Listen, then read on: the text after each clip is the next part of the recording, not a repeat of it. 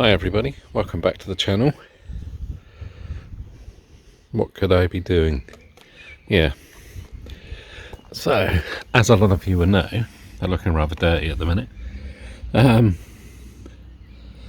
got some Team Dynamics wheels I've had for about a year now, and I've lowered the car on BC Racing coilovers, and I've got some quite good looks on the car. I mean, I'm going to try something else soon, but I want to just, if you can see it,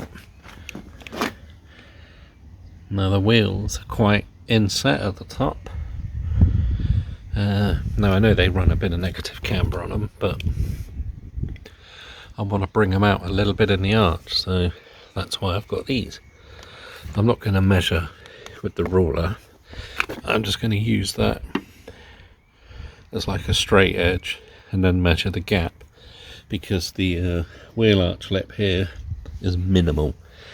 Yeah, and I mean most people put 15 or 20 mils on, but unless I go inside I can't remember what the offset of these are, so let's do that.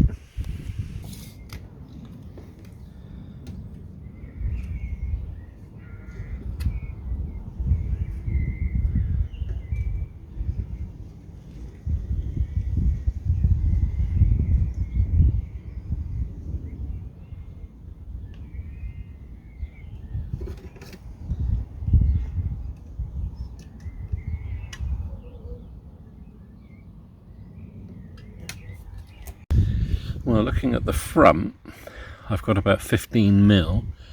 The rears are about 20. The only thing being on the front is the lip under here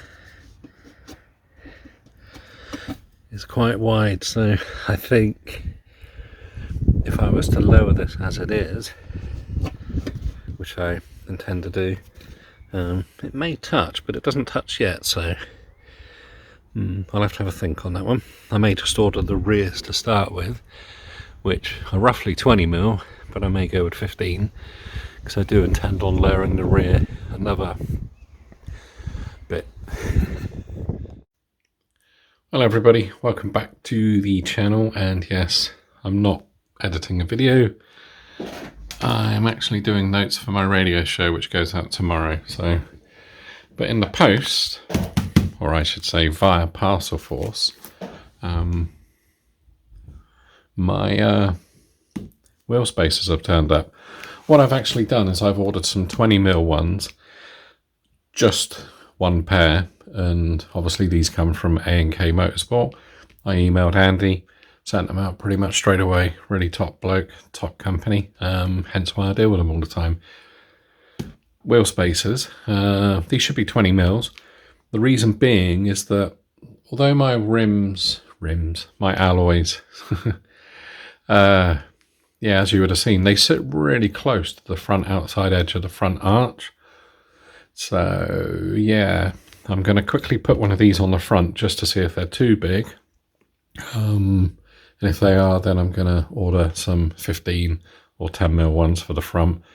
But these are actually intended for the rear, because hopefully they will fit fine. So I'm just going to do a quick unboxing and then go out to my car, get it in the air, because the weather's on the turn again, even though we're in May. Anyway, let's unwrap this for you.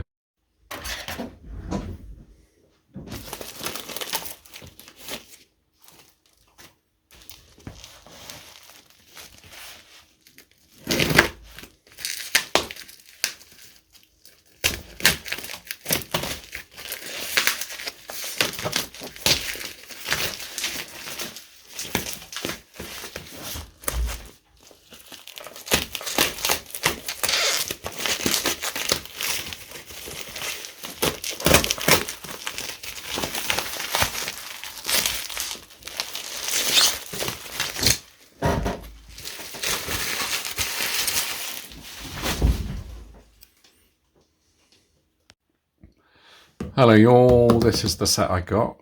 They are Barbarian Racing. I've no idea. I just, like I say, I deal with A&K Motorsport. These are the ones they provided. Let's take a quick look in the box before I head outside. look. Bubble wrap. Let's move the box over there. Oh yeah, they weigh a bit. There we go, look. How lovely is that, eh? Let's get it in frame pull. Yeah, so these come with the ring, like it's on the rear of my hub of my car. So hopefully I can just put these on over the top. I'm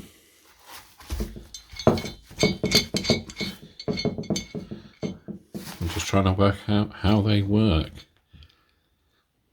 I shall take a look. Yeah. Obviously, these bits, the studs go through, as you would have seen probably on every other video. They're a 5 stud on the Ford. I did write down the PCD, 108mm, yeah. Which I'm not sure is a Volvo fitment or not. I'm not too sure, but yeah. Anyway, let's stop waffling and head out to the car. Right, I've cut out some of the boring bits, and it is very windy out here. And I believe a blackbird's just flown under my car. Somewhere. Yeah, sketchy as hell, because I have to put my car on little chocks so I can get the jack underneath it. Let's take front wheel off. Quick look at the tyre. Not looking too bad, given the time it's been on. That's the spigot ring. You can see my adjustable shocks and my hard race upgrades. So what I'm going to do is go and get the spacer and see how it's situated on the hub with the front wheel, and also make sure that it fits in these bits, because sometimes they don't. Well, here we go. This is the spigot ring. This is what sits over this part and sits into the back of the wheel. But obviously on a spacer, if I show you, that's actually not for that side, it's actually for that side. So that will go over there, which I know fits in the back of the wheel. And then this, obviously, I want to check to see if it fits that, which it does. These ones, which are attached to these, are actually used on the wheel spacer to hold it against the hub. So I would take these all off. I'm only going to put a couple on. I'll put 3 on. And then I'll pinch them down just with my hand. Because again, this is just a measure to make sure. I'm pretty sure I'm going to have 15 mils on the front, not 20. So I'm going to do them, because that one is not going to undo, is it? Always one. Anyway, let's get that off. Right, so I've put 3 of these on. I've just pinched them down, because what they do is when these go in, if you look, because the end's tapered, it actually pulls the wheel spacer central to each of the bolts. That's the plan. Otherwise, this will rotate and it will throw your wheel out something chronic. So what I'm going to do now is put the spigot ring back on. Normally I put these in. Normally I put those in the back of the wheel first, and then I'm just going to put the wheel back on and pinch it with 2 bolts and see how it looks.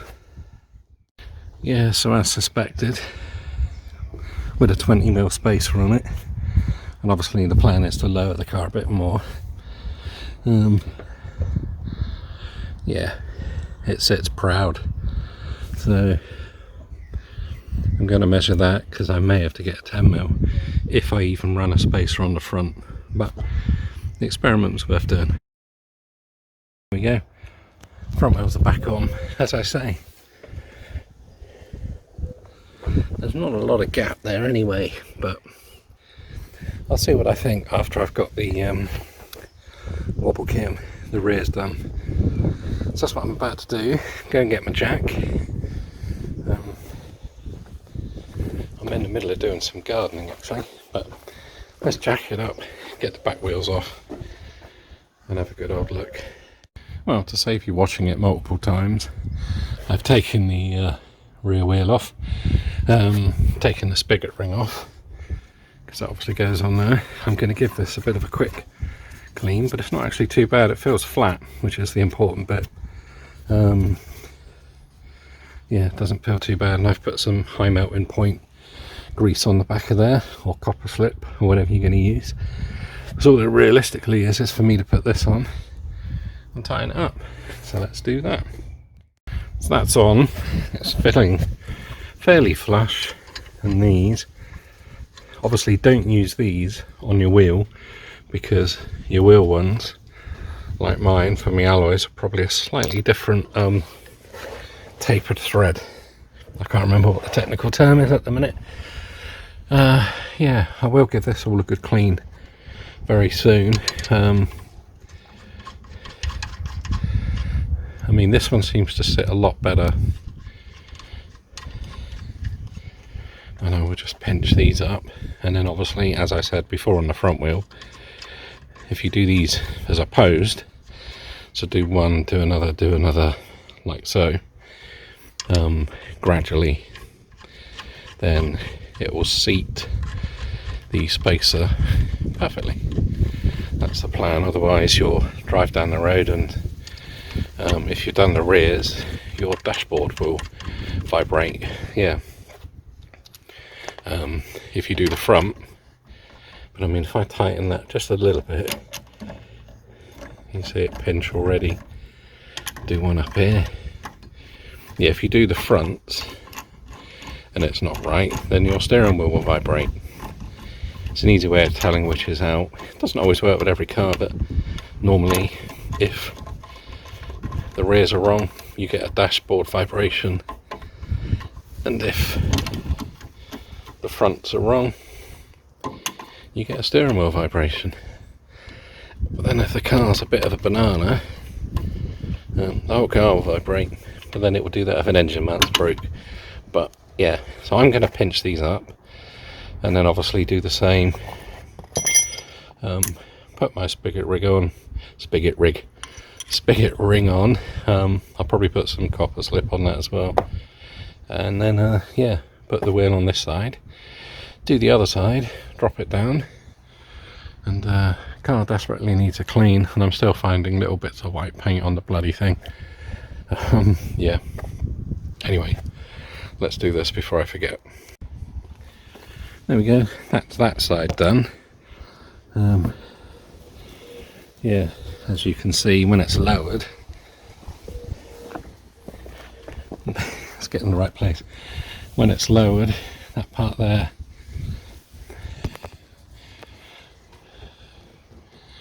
it's going to be pretty close, which is about right. Yeah, so I've tightened them up, but I've not torqued them up, as they say. Yeah, obviously the car needs a bloody clean. These wheels are filthy with brake dust, but I'm going to do the other side, and then I'll lower it down and show you what I think. There we go. This side is done. Looks a lot cleaner this side. I don't know why. Perhaps it's because it's the offside, not the near side, nearest to the curb. So yeah, all I've got left to do now is put the wheel and tyre on. I've actually been through with my little screwdriver and picked out the stones. Be careful if you do that, because you may find a stone that's stuck in a bit too far, but mine were okay. Being attacked by ants now, the sun's so good. Yeah, so these are all tight, really tight. Dirt in my mouth. So let's put the rear wheel on, and yeah, all this I'm going to clean out when I get a few days spare. Give all this a bit of a treatment.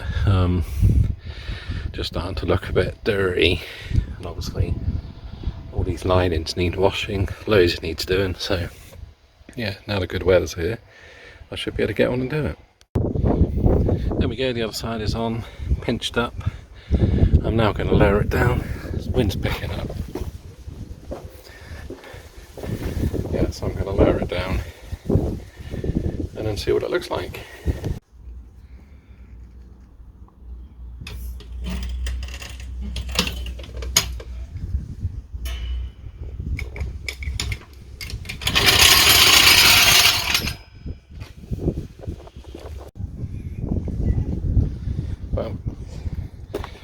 There we go. Just driven it around the block, and yeah, the wheel didn't fall off, and it's also looking really good for when I lower it, that last little bit, which is coming up soon. Yeah, fairly straightforward. A big shout out to Andy at A&K Motorsports for helping me out, getting them out so quick. The fronts I'm still not sure on. I may go 10mm, 15mm, and I may have to roll the arch, but yeah. I hope this has been of help to some of you. Let's show you the other side. Well, that's the same as this side.